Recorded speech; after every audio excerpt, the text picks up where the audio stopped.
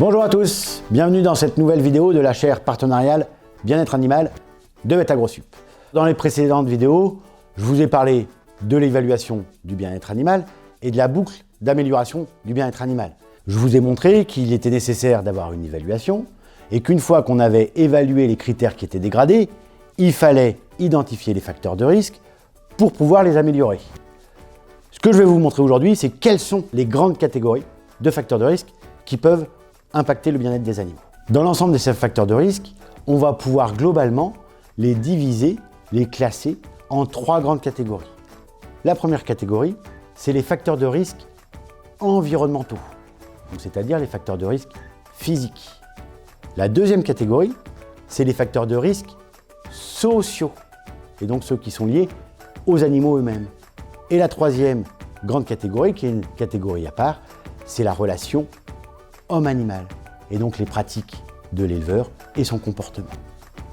On va donc voir ces différentes catégories au fur et à mesure de cette vidéo. Les facteurs de risque environnementaux, c'est tout ce qui va concerner l'environnement de l'animal, avec lequel il va être en interaction physique. Ça va être les abreuvoirs, les mangeoires, mais ça va être aussi la brosse, ça peut être la logette, etc., etc. Par exemple, sur cette photo-là, on voit que la vache, elle est dépilée au niveau du garrot. Il va bien falloir aller chercher dans notre environnement ce qui peut être à l'origine de cette dépilation.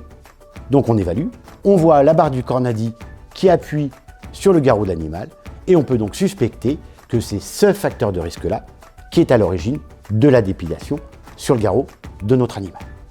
Donc on va regarder l'environnement physique pour le relier à la dégradation de certains critères du bien-être animal. La deuxième grande catégorie de facteurs de risque, c'est les facteurs de risque sociaux, c'est-à-dire l'environnement animal des animaux.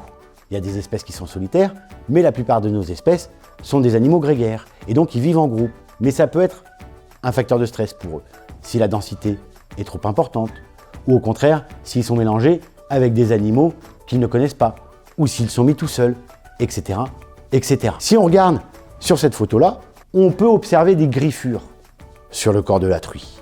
Il va falloir aller regarder dans l'environnement social cette fois-ci, ce qui est à l'origine de ces griffures. Et donc sur cette photo-là, on voit que la densité en porc dans l'élevage est a priori trop importante. Et bien cette surdensité peut être à l'origine de combats et donc de griffures sur nos animaux. Si on sait ça, on va proposer à l'éleveur de diminuer la densité et peut-être qu'on résoudra le problème des griffures. La troisième grande catégorie, ce sont les facteurs liés à la relation homme-animal. L'homme a un impact extrêmement important en élevage, je vous l'ai déjà dit. Et donc si, pour le critère absence de douleur par exemple, on voit que les cornages, la caudectomie, c'est-à-dire la coupe de la queue, sont à l'origine de douleurs pour nos animaux, on va interroger l'éleveur sur ses pratiques ou sur son comportement pour voir si c'est ça qui est à l'origine de la douleur. Et donc si notre éleveur n'utilise pas d'analgésie ou d'anesthésie, eh ben on va essayer de lui recommander d'en utiliser pour améliorer le critère de douleur chez les animaux. Donc on voit bien qu'on a pour chaque critère un certain nombre de facteurs de risque qu'on va pouvoir lister. Tous ne sont pas à l'origine d'une dégradation dans l'élevage considéré. Et donc notre rôle à nous, ça va être justement d'aller voir parmi cette liste-là quels sont les facteurs qui sont à l'origine de la dégradation. Et donc on aura réalisé la deuxième étape qui est l'identification des facteurs de risque et on pourra passer à la proposition d'actions correctives.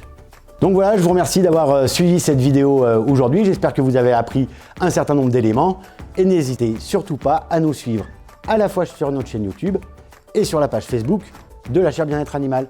À bientôt!